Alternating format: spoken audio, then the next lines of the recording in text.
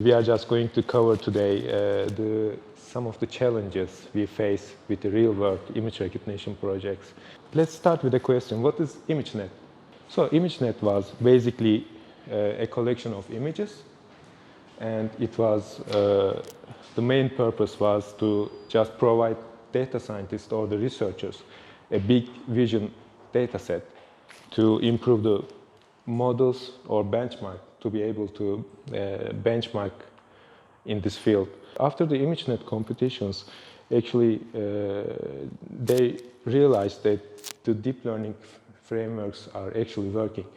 The first bar shows us the accuracy was not over 80% accuracy. So within the following years, we see that the deep learning get into play, and the error rate drops dramatically here. It also surpasses the human accuracy here. What's deep learning basically? It's a stack of models, right? It's a stack of layers. Actually, each of them a neural network. So you are just stacking these layers after and after, and it is just learning the presentations out of it. So what has changed after the ImageNet is the society. We formed an open community from the industry and the academia, and also open source tools are developed, and some public data sets also. I would just like to introduce some of the publicly available data sets and our data sets. On the left, we have publicly available data sets. For example, it could be natural text in the images. And on the other side, in our client projects, we have the products like you see here. But the problem with these data sets are, actually we are not seeing these objects in the publicly available data sets, right? For example, if I want to just detect this circuit breaker, I can't find it in the open images data set, actually. That's our main problem. Use a training script with DVC, and DVC command just gives me that I just need to look for some dependencies with the -d here, and if those dependencies are provided in the repository, then we are okay to just output some training metrics, that -m, and of course it runs the training script and find out the metrics and saves them. Also, they are ignored in the GitHub repository, and you can also push them to the remote servers here. There is the metrics show command.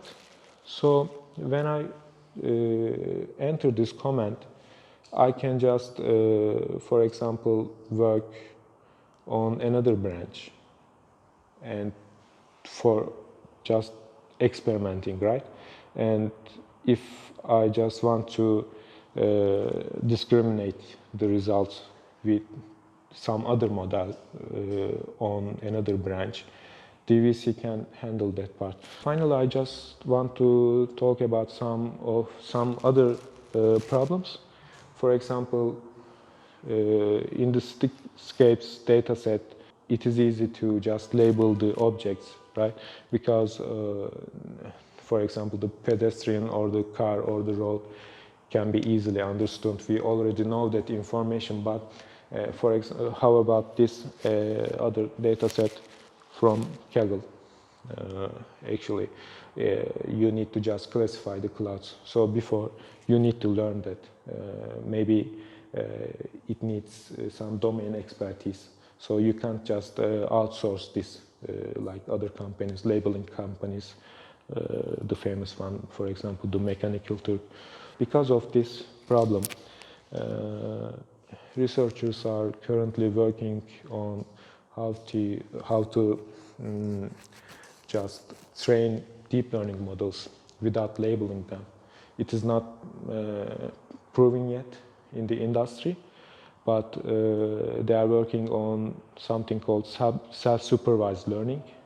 So with self-supervised learning, what you actually do is you don't label the data.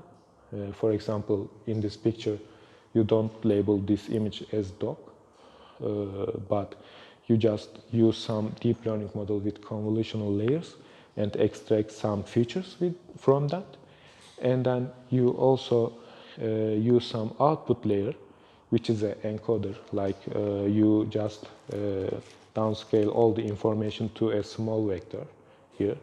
So the intermediate layers and the final layer is just concatenated together to just discriminate on another model. So I think this year this will be the vital research in AI.